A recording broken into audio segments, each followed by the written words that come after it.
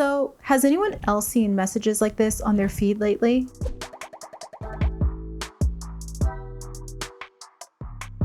Everywhere I go online these days, I see artisans and handmade businesses sharing their nightmare stories, which has made me wonder, what is going on with Etsy? If you've ever wondered how a platform that began as a haven for artists and makers ended up driving so many creatives away, you're in the right place. In this video, we'll discuss its humble beginnings, its rapid rise, and what on earth is going on with Etsy that has caused so many sellers feeling abandoned. All right, let's get into it.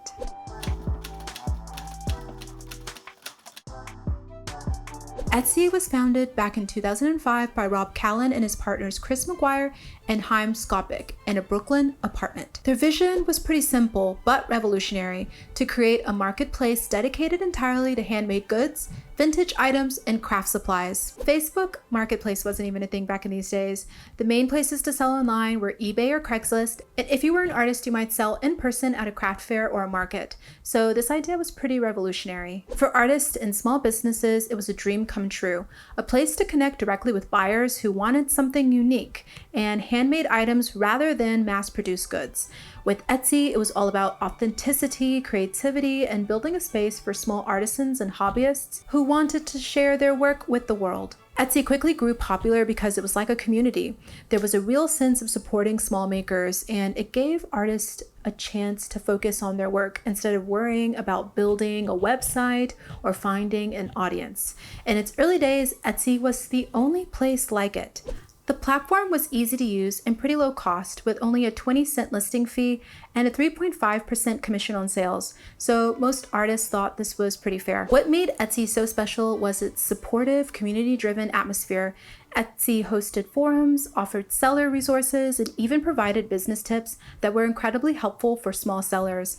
There was a real focus on empowering artists and helping them succeed. By about 2010, Etsy had grown exponentially, with over 10 million active buyers and attracting buyers and sellers that were both disillusioned with mass-produced goods. The shop small and support local artists movements were gaining momentum, and Etsy began a central hub for these values. Etsy's growth was also fueled by the early days of social media, which helped artists reach wider audiences. Suddenly, small creators could make a living, or at least supplement their income on Etsy, and buyers loved it too. They got access to one-of-a-kind items, personalized gifts, and a real connection with the person behind the product. As Etsy's popularity skyrocketed, naturally, it started gaining attention from investors, which led to some significant changes that would ultimately shape the platform's future.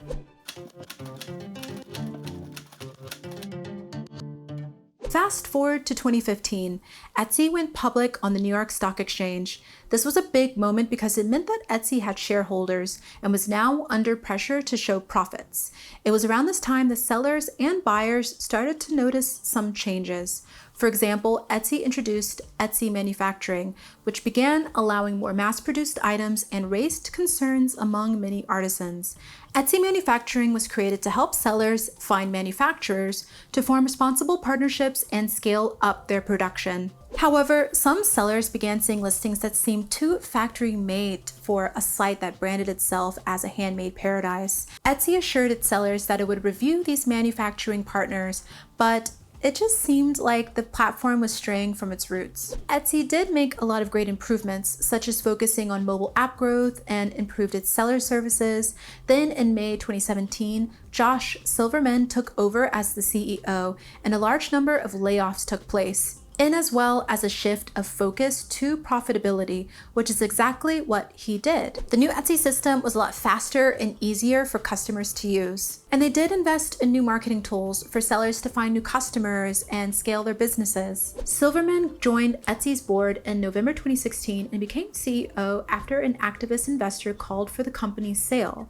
During his tenure, Etsy had grown from a low-key online marketplace for crafters to an e-commerce juggernaut with a market cap of over $20 billion. However, Etsy's successes didn't necessarily mean that the sellers would also grow. And then came some fee changes. Between 2017 and 2020, Etsy saw a series of changes that were aimed at increasing their company's profits. But these motives also introduced higher fees and more competitive pressures for the sellers. In 2018, Etsy announced its first significant fee increase, raising the transaction fee from 3.5% to 5%, and for the first time, applying this fee not just to the product price, but to the fees for the product, as well as the shipping cost and gift wrapping as well. This decision caused an immediate outcry from sellers who felt blindsided by the increase. For many business owners, these new fees made already slim profit margins even thinner. Sellers who were used to paying Etsy a small portion of their sales suddenly found their overall costs rising, sometimes by double or more. It was a huge hit, especially for those who sold lower cost items or had to factor in higher shipping costs like international sellers. To put it simply, many sellers were forced to raise their prices, which risked making their products less attractive to budget-conscious buyers. Then in 2019, Etsy introduced something called offsite ads, a program where Etsy would advertise sellers' listings across Google, Facebook, Instagram, and other platforms. While exposure from these ads could really help sellers, the catch was that it came with a hefty fee, up to 15% of each sale made through these ads. And here's the kicker. For sellers that made over $10,000 in annual sales each year, even if the seller didn't want or need the additional exposure, they were automatically enrolled and couldn't opt out. For a lot of sellers, these fee changes felt like a betrayal of the platform's original values.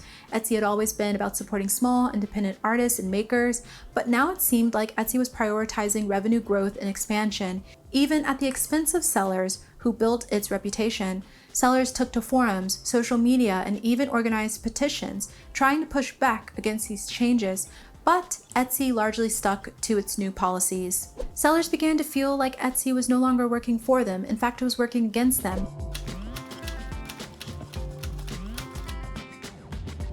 But the final straw for many sellers lately has been Etsy's tendency to randomly shut down shops without notice or explanation.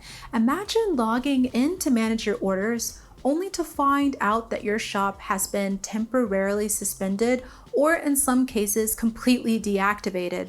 For many sellers, this is more than a minor inconvenience. It's a main income source suddenly disappearing with no clear explanation. This is terrifying. You're left scrambling, trying to reach Etsy's customer service support, but in many cases, the responses were slow or unhelpful. Why are shops being closed? Well, Etsy says that these shutdowns are part of their efforts to crack down on fraud and ensure marketplace integrity. While these intentions seem good on the surface, the execution has been widely criticized. Legitimate shops with years of successful sales and positive reviews have found themselves locked out, unable to contact customers, fulfill orders, or even access their earnings.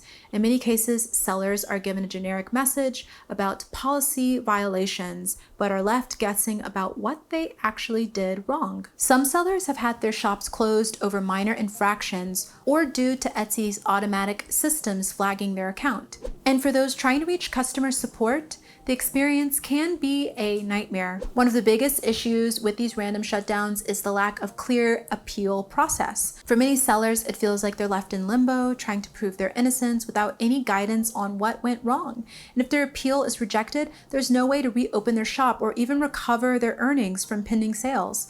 It's a stressful and sometimes devastating situation, especially for those who rely on Etsy for their livelihood. In response, sellers have banded together to form online communities where they can share their stories and offer support to others going through the same experience. Some have created resources or guides to navigate Etsy's complex support system, but ultimately, the process still widely remains unpredictable. Over time, these shutdowns have pushed more and more artists and small business owners to reconsider their relationship with Etsy. While Etsy was once seen as a reliable partner, these shutdowns have made it feel risky for sellers who depend on the platform for income. For many, it's simply not worth the stress and uncertainty. For many small businesses, Etsy is still a vital part of their business and they still love it. But at this point, I've also heard so many horror stories. It just seems like it's hard to actually speak to a human at Etsy, and there also seems to be a lack of transparency.